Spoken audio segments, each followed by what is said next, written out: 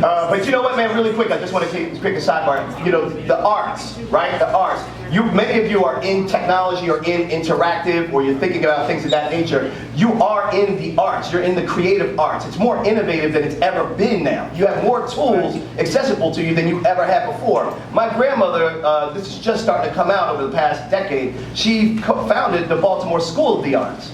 And that school had Tupac and Jada and Tupac went to high school there. But here she is, a black woman, trying to get this idea. It goes back to these ideas of how do you get a people, a community to say, we should make a school. We should listen to this black woman in the 60s and 70s about creating a school for children in Baltimore City that are underrepresented, but really want to be classically trained in arts, dance, film, photography, all of those areas. And I'm just really excited and pleased that you said, listen to the encouragement, because you got to plan for rejection, people. You just heard Spike. He said it's tough as shit out here. So I'm not saying you're going to be rejected, but you are. Certain ideas are going to get rejected. Certain things are going to get rejected. Spike, how do you approach rejection, and how do you stay resilient? How do you fight through it and pick your head up when you get knocked down? Great question. My family, we always kept records, so we even before, you know, DNA and all that stuff. So I knew about my ancestors, and I don't know how many generations back, but there was someone in my family named Mike, and he only had one name, and he worked his ass off and bought his family freedom. Oh, bought it, jeez. Yeah.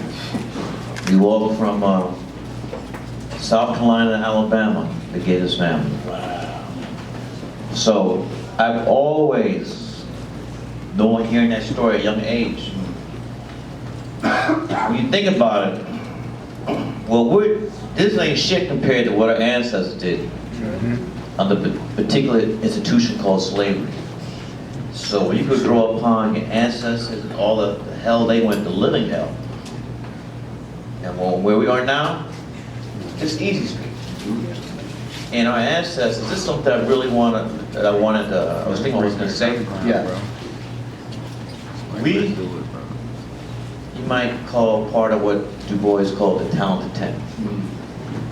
And our ancestors always knew education should be one of the ways for us to get out of bondage.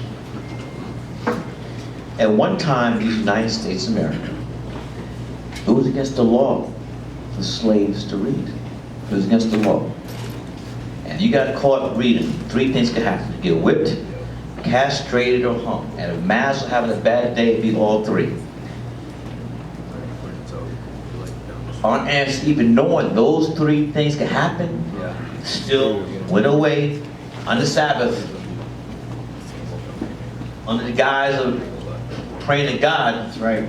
Yeah. We'll use the Bible to teach each other how to read. So think about that.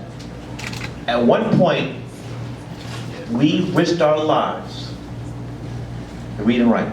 Now today, fast forward, 3/4 of young African American men don't graduate in motherfucking high school. Yeah, it's ridiculous. Think about it.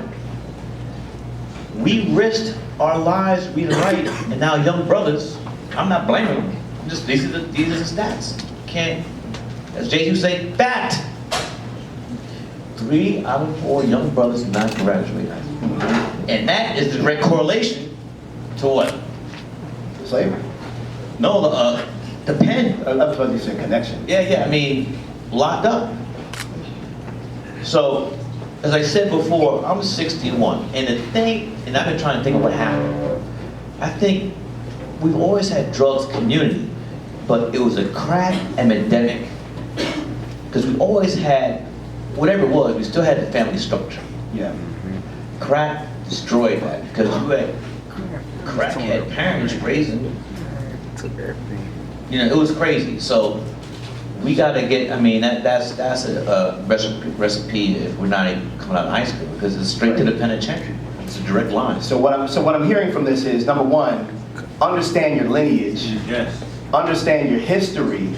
and really dig deep to really understand the fabric of your DNA, what you're about.